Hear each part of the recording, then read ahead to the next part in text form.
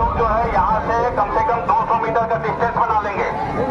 बार बार नहीं बोला जाएगा, आप 200 मीटर का डिस्टेंस बना लीजिए।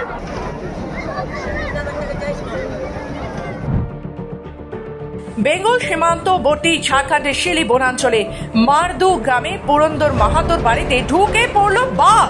এ বিষয়ে পুরন্দর মাহাতো জানান, ভোর 4টের সময় গবাদি পশু বার করতে যাওয়ার সময় ঠিক একটি বাঘ ঢুকে পড়ে বাড়িতে। সেই সময় সঙ্গে 2 মেয়ে ছিল। চিৎকার করলে আমি বাইরে থেকে দরজা বন্ধ করে দিই। বাঘটি রয়্যাল বেঙ্গল টাইগার। খবর পেয়ে বন কর্মীরা এসে বাঘটি ঘিরে ফেলে। বাঘ বন্দি করতে আনা হয়েছে খাঁচা। এদিকে বাঘ দেখতে ভিড় জমিয়েছে গ্রামের প্রচুর মানুষ। গায়ত্রী দেবী রেঞ্জার মাহিলি রেঞ্জ আধিকারিক জানান, কোনো ক্ষয়ক্ষতির খবর নেই। বাঘটি বাড়িটিতে রয়েছে, আমরাও প্রস্তুত রয়েছি। ওই যে 4:30টার সময় ভোর আমার বাচ্চাটাকে আমি বললাম এই ছাগলগুলা খুল, গাইটাকে বাইরে বাচ্চাগুলিকে বাইরে, ডেলি আমরা মানে সকালবেলা বাইর করি, সেই রকমই আজকেও আমি বললাম। তো বাচ্চাটা ছাগলগুলা নিয়ে যেমনি বাইরে আইছে বাঘটা দেখতে পেয়েছে, তখন আমাকে বললো বাঘ এসেছে, বাঘ দাহাড় মারছে ঢুকে নিয়ে। তারপরে আমিও বুঝে পারলাম কি এটা বাঘ। তখন বাচ্চাটাকে টাইনে নিয়ে ভিতরে ঢুকিয়ে দিলাম।